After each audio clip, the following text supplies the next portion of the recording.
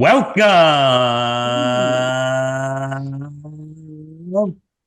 to another edition of Insurance Questions Podcast, episode 94. But it's not that. It's Tuesday. It's episode 9 of what, Sarah? Tax Questions Podcast. You had to think about that. I did have to think about it. So She leave me is be. getting good. It is Tuesday, June 18th. I'm in beautiful Greenville, Texas. Sarah is in McKinney, Texas. And Donnie, as usual, polishing his gold bars in Amherst, Williamsville area of Western New York. You guys are getting some crazy weather this week, huh, Donnie? Are you hot? You sweating? Yeah, I was out this morning and it's already 80 some odd degrees. That's insane.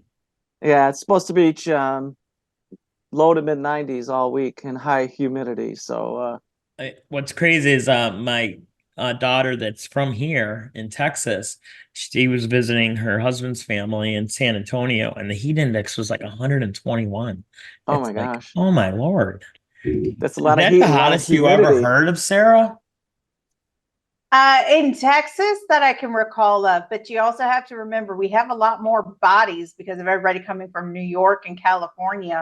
Yes. Mr. Buffalo. What, you telling me to get out, Sarah? Is that what your point is? I wanted to go back to where there weren't as many people because traffic was better. When Houston was the problem area in Texas for traffic, not the whole freaking state, that was fantastic. How long ago was that, though? Not too long ago. When she was a little girl. One of those of like, if you ever went to Corpus Christi from Dallas, you never went through Houston because it didn't matter the day or the time. It was always rush hour traffic. That's when she was a little cowpoke. It was before the thing that happened that you can't really talk about 4 years ago. Well, listen. Lord. Hold on. My cat's like losing her mind. Hold on. So believe it or not, Don, I was someplace that was even hotter than that. When I'm not a huge baseball fan, but I like going to New York, and a bunch of us went to the New York Yankees game. And that's when it was actually the weekend after George Steinbrenner passed away. Oh, wow. And it was so hot. The heat index on the field was 127. There were people literally passing out all around us. I mean, you couldn't even drink beer. And there you can get water. You could just, water's free, not bottled, but you can go to the receptacles and fill up your water bottle. They have those things like they have at gyms. But the best thing that I bought that I probably still have it back at home in Buffalo was like this water bottle. It looked like a Windex bottle with a fan on top of it. And you would just spray it. And it's like, I don't care if it was $1 million. It was worth it that day. Yeah, exactly. It was so bad.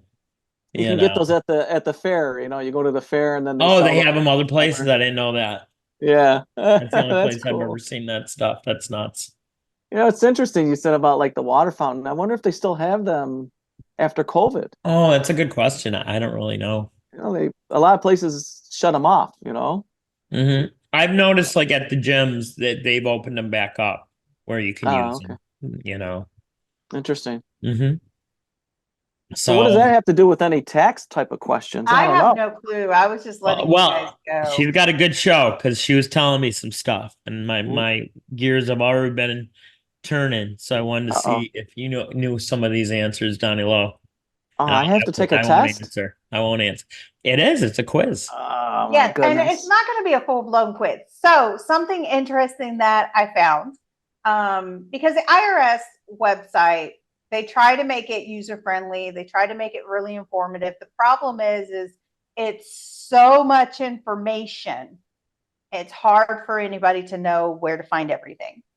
So a few things. If you have questions, you can go to the IRS website it's irs.gov/help/tax-law-questions. Oh, my and goodness. If you have random tax questions, that's a good place to start. If you don't have a tax professional on your side. And for example, there's another link you can click on where it says Interactive Tax Assistant, and it lists out any possible question you can have. Like, How do I file the deceased person's tax return? Do I need to file a tax return? Are my Social Security or railroad benefits taxable? Go to the website. It'll provide some good information. And there's also frequently asked questions you can also click on and go to. Now, that's not the interesting part. That's just information to provide. Oh, also, do you want to do the spiel about the your spiel? Because my spiel is like, subscribe, follow, share, use the fan mail to give us tips on what you want to listen to, all the things.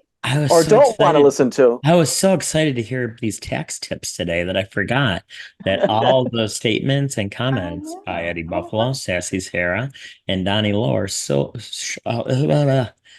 solely for entertainment purposes. I was going so good there, and then I know. Yeah. I lost my way on that road. Well, so that's okay. You're getting how I get when it's about tax tips, because there's so much interesting facts about it. And if you don't have a tax professional who loves learning about the different tax tips and find it exciting, I know it's really, you have the wrong tax professional. You want someone who's excited to learn about the new things. And anyone who claims that they know everything about everything, don't listen to them, because they don't. There's way too much knowledge for everyone to know about everything. You want to have a support system. So what we build at my firm is, I know some knowledge, my other employees know some knowledge. We come together on the tax returns just to make sure the clients get the benefit of making sure everything is covered. Anyway, that's the way it should be. That's the way it should be. Yeah. I think the podcast has made us all better at our jobs, because we sit around and we talk about different things about taxes that I would never know. And you find out stuff about our world that you never knew either. Okay, I'm sorry. Go ahead. No. So when I was researching for a topic to talk about this, the IRS actually has a tax trivia quiz on their website. Oh my gosh. How cool is that, Don? I know. And I'm totally geeking over it, because I'm like, oh my God, I never knew this. And I want to actually need an play around with insurance it. quiz on our website, Don. What do you think? That's a good idea. My life is now complete knowing That's a great idea. The best part is it's made from like teacher to student. So they have, let's see, on the student section, you can basically teach elementary, high school, middle school, college students using the IRS tax trivia quiz, and they have lesson plans, they have everything. Wow. So something might be beneficial if you're homeschooling, or if you want to add into and then in addition to school, because we all know school doesn't provide necessary information. This would be a good resource. Hit us with some questions, Sarah. We're ready. I know. Okay. So here we go, Donnie. I'm going to say I got this one wrong. Mr. Buffalo got this one correct. Ooh. So I will say this. So these are multiple questions, or multiple answers. So I'm going to choice questions. Yeah. Thank you. Multiple choice. I'm going to read off the question. Okay. I stopped drinking coffee, so my brain's still getting used to the not drinking coffee thing. So I'm going to give you the question, and then I'll give you 4 different choices you can choose from. Okay. What ancient civilization revered the tax professional as the most noble man in society? Babylonians. Huh? This isn't fair, because he was a teenager during Babylon time. I understand. Let me give you the selection, sir. He's such a hurry. He's like me today. A, Greece, B, Rome, C, Egypt, or D, Inca. Oh. I'll go with Greece. The Greeks. That is correct. I said Rome, even though I'm like, oh, my Bible teaches me they were not the most. Remember, Sarah, Greece is the word. Greece is the word, that you heard. It's got groove, it's got meaning. So there was that one. And then I'm going to pick. Like, that's the only one I did, so I don't know the rest of them. Yes, we only did one, and I only want to do a few. Ask us some weird ones. Board. So, how many Americans were out of work during the Great Depression? And there is A, between 200 and 500 workers, B, between 10,000 and 20,000, C, 50 to 60 million, or D, 12 to 15 million. What are you gonna say, Don? I'm going with was it 15 to 20 million? 12 to 15 million. 12 to 15 million. I gotta agree with Don. That's where I was going I'll go with with too. D. Yeah. Was it right? And we are all correct. All right.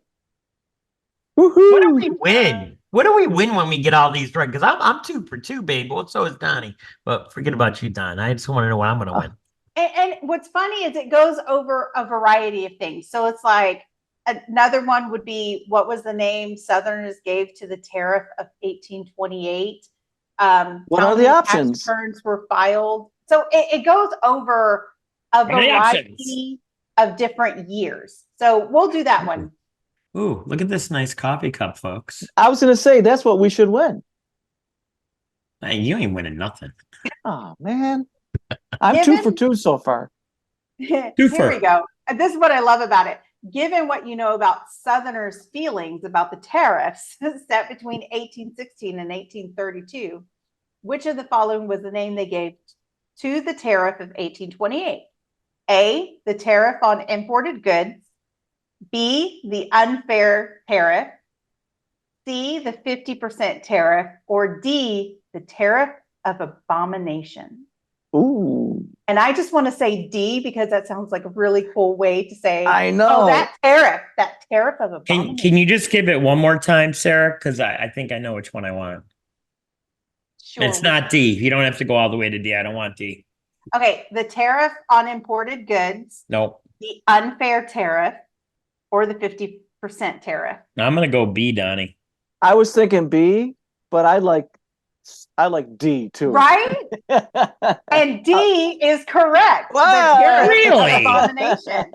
So if you notice, this is like a bless your heart kind of situation. Yes. Given what we know about Southerners' feelings about the tariff. And it was only We're just 16 gonna call it years. an abomination. We're not going to be too rude about it, but we're going to let you know we don't like it. Yeah. No, sir. No, This sir. is a great history lesson. I know, right? I'm super excited about it. Not that because All right, now one I'm more. holding One my more. son. I actually want to do this quiz with him just to geek out on it. Nothing else. Okay, last one. Last one.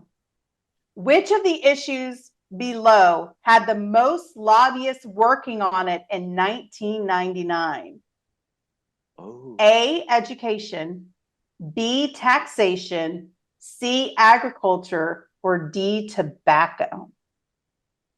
I'm gonna go with D, tobacco. That's what I was thinking too. I'm gonna go B. You're gonna go B? B is the correct answer. Ah. What was B's answer? Taxation. Oh. Nobody I mean, that makes sense. taxes. I just remember when I was growing up, because I'm a youngin', according to Eddie. Yes. Tobacco was a big thing, and they were trying to phase it out by putting more. Yeah. You know what though? In retrospect, that was probably in the 80s or early 90s for tobacco. Well, we just figured out today that the year Sarah was born, the next year I graduated from high school. So it's even worse for you, Don. So we're not even going to go there, okay? And we're not even going to. No. The year I was born, they didn't even have formal schooling. Well, you must have saved a lot of money because you just did those paintings on the cave walls, right? Yeah, exactly. Did you ride a woolly mammoth to school in Buffalo? Because it was so Uphill cold. both ways in the snow. Uphill on that woolly mammoth. Both ways. Yeah, yeah. In the snow. What was your woolly mammal's name, Donnie? What was your woolly mammal? I gotta know. I had a name, but I'm not going to say it because I'm going to get a comment from you. Say it. I promise to say something. I mean, not to say something. Wolford, how's that? Wolford, what's wrong with that? That wasn't the original. No, that wasn't the original name. Yeah. So, anyways, something that I really think is awesome is they have modules. So not only do you get the tax tip quiz, which is just, to me, it's just intriguing. But you also get to learn the how of taxes and the why of taxes. And for me personally, learning out the why helps me remember the how, because I need to know the cause and effect. Do they charge anything for this, Sarah? Not from what I can tell. That's Don't hold interesting. me to that, because it literally looks like, I mean, I just downloaded a curriculum about interest income. Oh, cool. And oh my God, Are you interested so in awesome. any income? Interest Is that what they income? ask you? That's interesting. I'm sorry, Donnie, I didn't hear you. What? I asked, are you interested in any income? Yeah, exactly.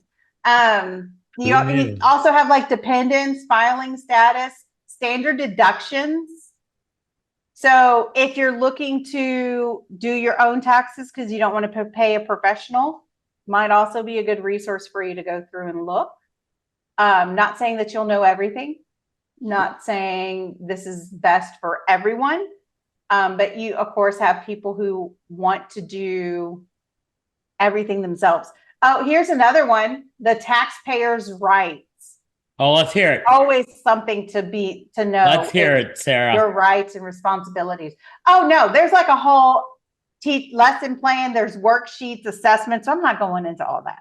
I'm just saying, if you want to learn, it even talks about taxes in U.S. history. So you have evolution of taxation in the Constitution, early tax issues, income issues, the Social Security Act of 1935, which most people are not aware of, the wealth tax of 1935, the victory tax of 1942.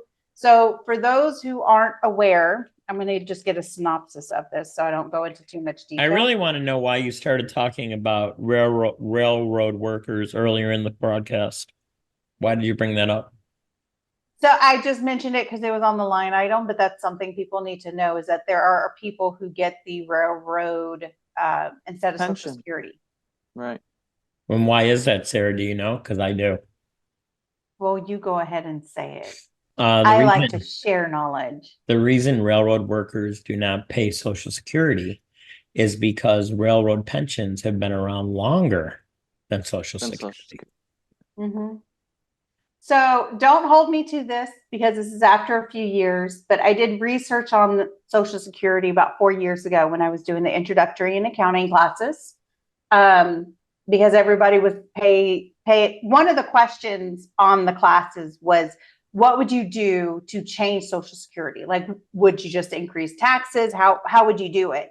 So I took it a step further and asked the students to research Social Security. Why did it start? How did it start? And to my recollection, Social Security started more as a pension for the military, and then they expanded it to everybody else, which is why we have so many problems, is because it wasn't designed for everybody. It wasn't designed for people when they hit the medical section growth that we've had, where they live to 100 years of age, 90 years of age, because back then, so like, people did not live usually past 60 because the work was harder and shit, you'd be dead already, Don.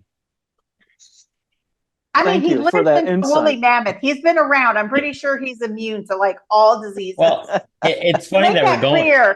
It's funny every single podcast. It's funny that we're going down this road, because when I would take, different courses about retirement plans for people, they said straight away that Social Security was not made to be something you live on. It was made to be a supplement to whatever you had set up. Mm-hmm. So the problem is that what we have is, it's the similar thing as food stamps or the money that you get from the government when you're in the poverty section of life. And people rely on those. They don't try to get off of them. There's been times that I've had to take it as a single mom. And I always tried my best to get off of it, because it was just a temporary thing. I'm in a rough patch. I want to get off. But the problem you have is you have to make so much more money to be able to survive, to take in that additional expense that you're getting for free. a lot of people are like, oh, this is my cap. Yeah. I'm not going to go over it. I've met those people, especially trying to give them jobs, or when I was in the job force. Oh, I can't work more than this many hours because my food stamps will get cut off. That's so true. So true. Since we're on the subject of taxation, do you know one of the reasons why a death benefit is not taxable? Because the person's dead, they can't pay it. They try to take it out of the estate. I want to say it's because more of the rich people lobbied for it. To be honest, because the government approved it because that was a way that it would keep people off of the government income rolls. Why?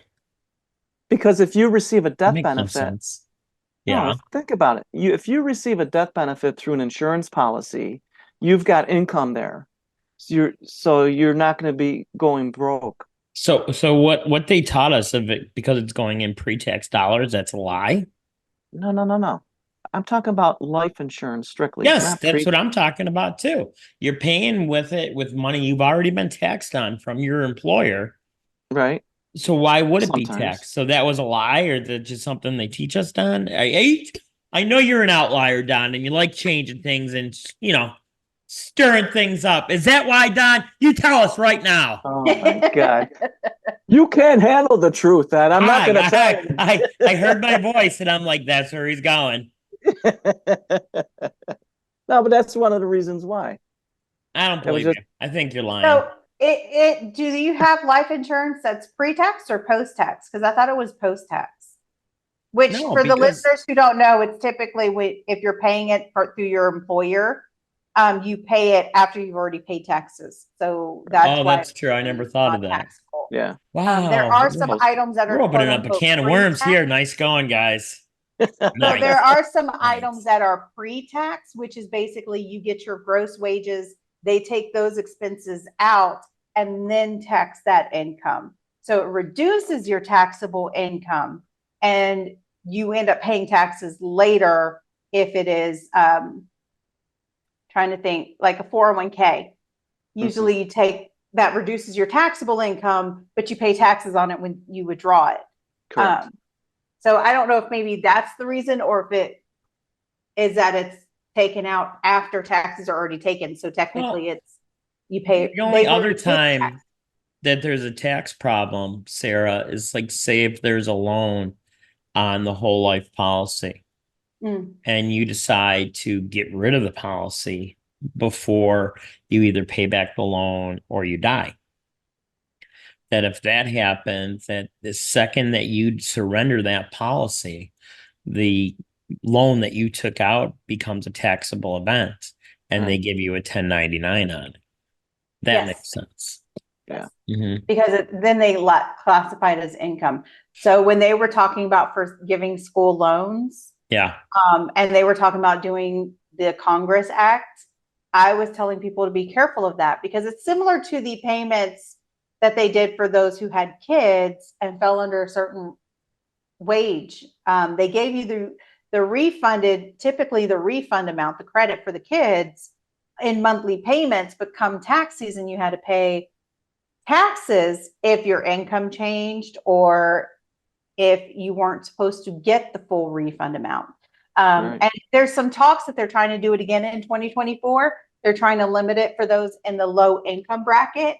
To my knowledge, it's still stuck in the Senate and needs to be approved and before it goes into law. But there's people complaining, like if someone doesn't file a tax return, they don't legally get that money. So now what you're doing is creating a federal stipend. And if you're going off of the prior year income, that can drastically change. And what ends up happening, let's say you only made $12,000 that year. This year you're going to make $50,000. Like you just fell on hard times last year. Well, there's chances are that credit's going to go away and you're going to have to pay all that money back. And then penalties because of it. So can you talk a little bit about what we were speaking of before we went on air about people getting money for their kids again? That's what I just did. But I thought it was different because we were talking, you said it was between like 6 and 12, right? or under 6 or So something the like that? new rule that they're trying to push out, I have it up here. I mean, it seemed like it was a very small window of a opportunity for you to get that money. They're significantly reducing who can get it. And there's two different amounts from what I see. I brought up the wrong one. Hold on. You ain't getting nothing done. Your kids are too So, old. and then My here's kids the are other too old. thing is Figure. I've seen a lot of articles come out about this. The thing is because it hasn't passed the Senate, it's not on the IRS website. If it's not on the IRS website, I wouldn't suggest, or I wouldn't think that it's going to happen. Gotcha.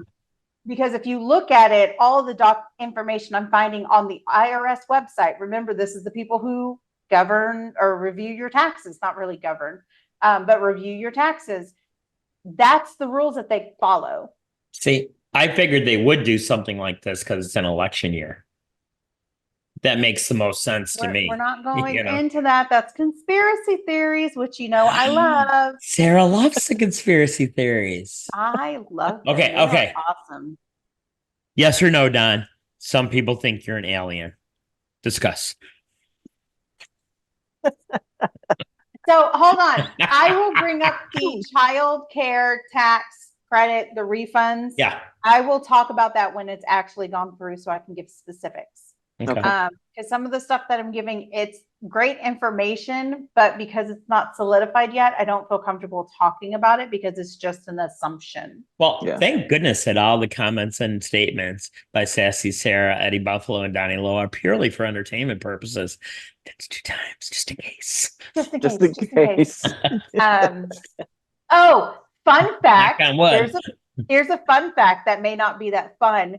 Did you know you could still follow the rules on the IRS website? And if the IRS rejects it, you can't go, well, it's on your website. Here's the printout. Because that's just information. That's not guidelines. That's garbage. So that's it. I quit. I'm done. I'm not the paying reason taxes. It's best to have a tax professional, if you're not just doing W-2s and standard deductions, which I tell people like, hey, the pilot program the IRS is using, that's great if you just have W-2s. You don't have retirement income coming in. You don't have business. What if you're not a pilot? What if you don't fly planes? Anyways, the reason I say have a tax professional with everything else is just because it's in the IRS documents, the tax professionals are also going off of if there's any case law that subsedes your argument of what you want to do. For example, one of our clients has an airplane. He's deducting most of the airplane because he wants to leave a little bit for personal use, but he is using it for business. Yes. So is it and not to be a wise guy, but is it kind of like your car? Like you either can write off the maintenance of the car or the fuel for the car? Is it the same way for airplanes? That's kind of interesting. So he gets to, not only does he get to depreciate it because the company asset, but yes, any maintenance, the hangars, the gas, he gets to write off a percentage of it. It's the same situation. So, let me get this straight. So no, but hold on. Is that we need an EBI insurance question podcast airplane? I was telling you that already. When we get a lot of money, we can do that. Don. Whoa. You getting this done? Here's the thing, though. You have to have law. Let's say you have an airplane or a yacht or whatever the case may be. You have the pilot program. You have to have documentation that you are using it for business and not just entertaining clients. Like it goes further than that. He's using it for we had to go pick up Donnie Lowe on our way to Canada for some Timmy Hose. Oh, whatever. I'm not going to go into research into what everything is. Swiss Chalet. Whatever. But it's something to keep in mind. If you're using it for a specific reason and he has all the flight logs and everything else, just show this is what I'm doing. Here's all the information and it correlates. So we're actually, right now, he's not even using it personally.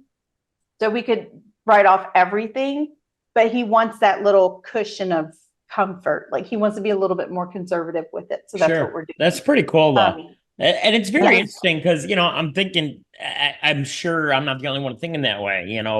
It's like it's transportation. Why, why does he get to do both? You know what I mean? Not necessarily. So just because it's transportation, there's rules with it. So you can't just go, oh, well, I will use this instead of flying all the time commercial. Well, but how much of it is actually business? You can go, yes, for a business meeting. Okay, you can explain that. But are you going to a business meeting multiple times a month? Or are you just going once every few months? Then you may not be able to write off all those expenses because you're not using it often. That's interesting. It really is. There are rules with it. Now, if EBI, if we were going and doing live podcasting in front of people multiple times a month, we use the airplane, then yes. But I would also suggest if one of us or all of us decided to do it for personal vacations and it had nothing to do with the business, we would not deduct those expenses. We went for vacation, but we talked to a guy about insurance. We could talk to a guy. So what the best thing to do is track all the expenses and track how much is business and personal, and then use that percentage for the expenses. That's the best, easiest way to do it. There's something cool. Me and Donnie were talking, and he's thinking about either this week or next week doing his portion of the show from Niagara Falls, New York, right at the brink of the falls.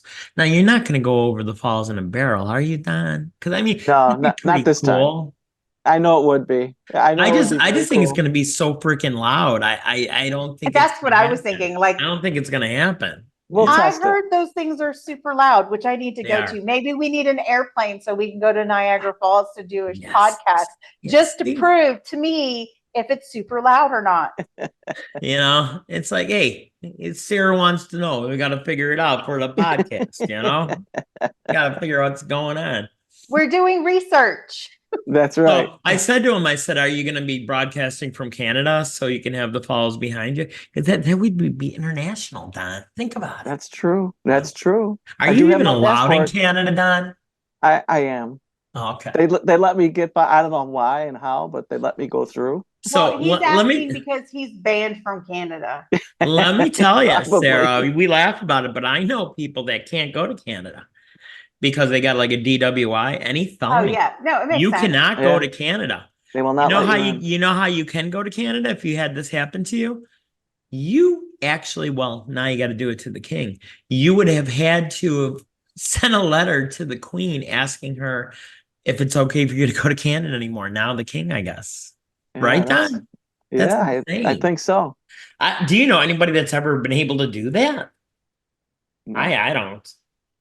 We only talk about that because we're a border town in Buffalo. Yeah, you know, probably like a famous entertainer, maybe, or a you have to have a good reason to go up there. Yeah, I had a guy that got stuck in Canada for 48 hours. He went over there, forgetting that he wasn't supposed to be in Canada. Oh, and they kept him for 48 hours. Oh my God! We thought he was dead. Nobody heard from him because obviously they take your cell phone away and everything like that. So when he was crossing through customs into Canada, problem. They let him through. Coming back, problem. So the U.S. didn't let him come back in. Exactly. They turned him around. Yep. Okay. Wow. Because you should have known better. That's right. Mm-hmm. That's right. So it's funny how many people use the excuse of, well, I didn't know. Okay, so one of my favorite things to do, and my family hates it, is I'll watch random reality shows, but it's just more background noise, but you get to learn interesting facts. So I love court TV. I love, especially on YouTube, where they show the live court sessions, because you get to hear people's story and you're like, oh, my life is not that messed up. Thank you. If you want to feel better, watch those shows. Yes. One of them was talking about the Mexican-U.S. border, of all the people coming across, and how they search for drugs and pests and bugs, like the normal stuff. Well, what always gets me is when they talk to people and they're like, and I've also watched it. It's not just the Canada-U.S. or I'm sorry, Mexican US border. I've seen the Canada US border. I've seen the ones in Australia. Like I've watched them all. It's not specific to any borders, but they'll be like, "Hey, did you know this isn't allowed?" And they're like, "Oh no, I don't have anything," or "No, I didn't know." And then after a few questions, they're like, "Oh yeah, I did know." Why? You knew the law. I don't like it boggles my mind because it's just as simple as majority of the time when you see them on the show, it's hey, go and just declare it. Just declare you have this. Tell us you have it. That's all they have to do. And they're like, no, we have nothing. And it's like a whole suitcase full of everything that all they had to do was say, yes, I have it. Pay the fee, because now they got a penalty on top of it, and it just wasted more money, time, all of that. And I'm just like, well, I thought of a story I haven't thought of in a long time. Does it have anything to do with fireworks? No, okay. But there were kind of fireworks going on. So my father didn't get married to my mom until later in life. He was like about 14 years older than my mom. And so probably like early 60s, he was still single, and him and his buddies went up to Canada. And when he went through the border, they said, "Do you have anything to declare?" And the guy in the back seat said, "Yes, war."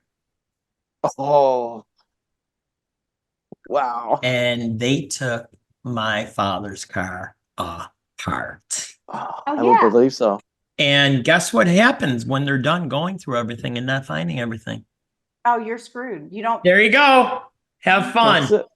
And if they damage something, searching for something, you have to just put in a claim for them to fix it. Crazy.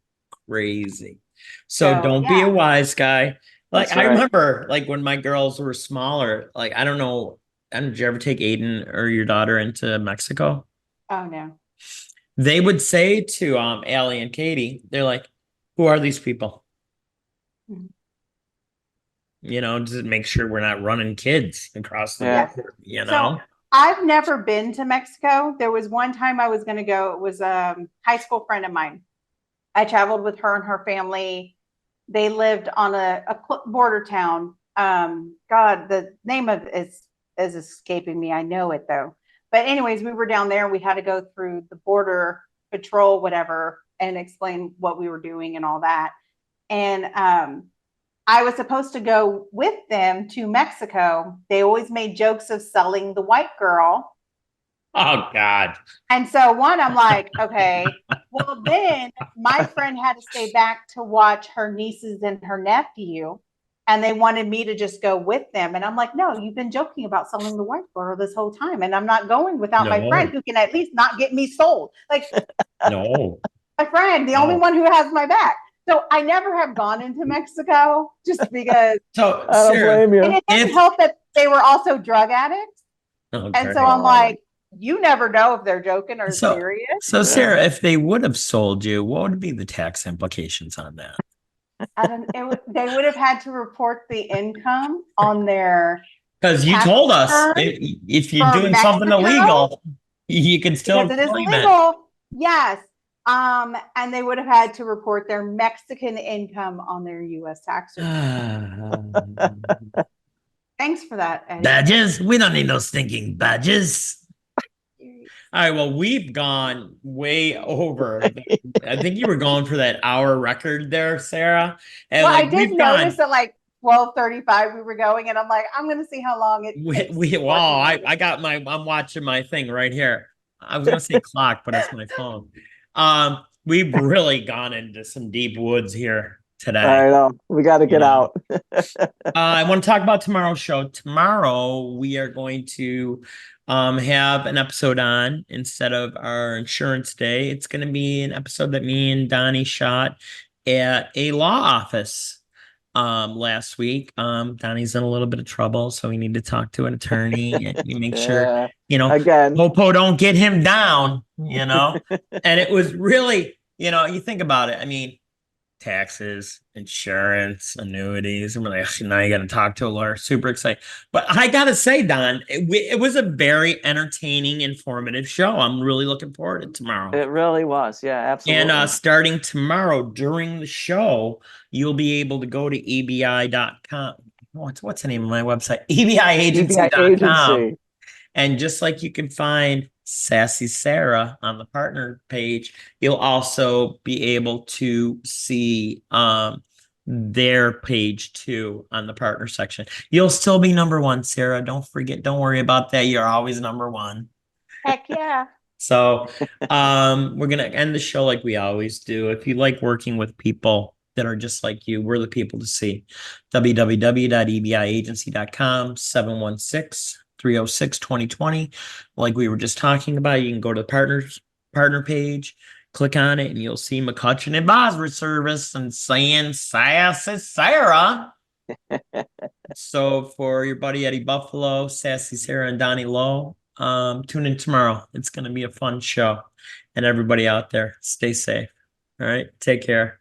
And don't declare war when you're going through customs. No, right? no, It's no. not. It's Good not. point. It's really not going to end well for you.